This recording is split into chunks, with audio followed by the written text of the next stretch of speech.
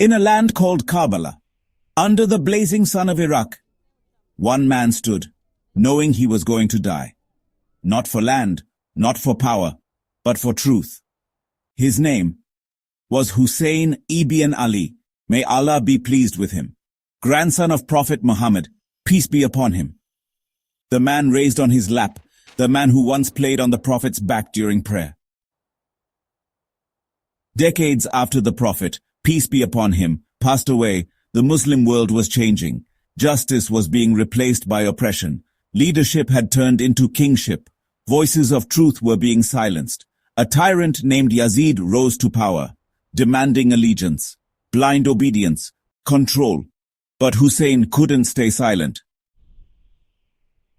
A man like me cannot give allegiance to a man like him. Hussein left Medina, not with an army, but with family, with women, children, and companions who loved him. He wasn't preparing for war. He was preparing for a stand.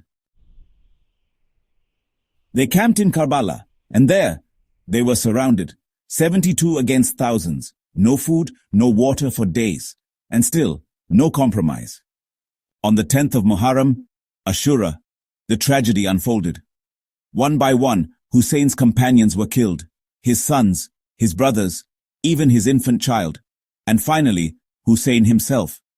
With a broken heart, a dry throat, and a head held high, was martyred. Karbala was never just about grief. It was about a message. That truth is worth standing for, even if you stand alone. That silence in the face of injustice is not peace, it's surrender. And that sometimes the most powerful people are the ones willing to die for what's right. But Karbala didn't end there.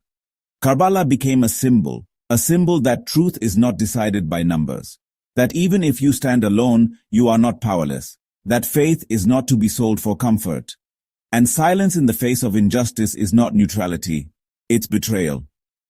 Karbala echoes today, every time someone stands for justice, every time someone refuses to be silent, and every time a tyrant fears the truth. Every day is Ashura, and every land is Karbala. Let us honor Husayn alayhi salam, not only with grief, but with truth, courage, and conscience.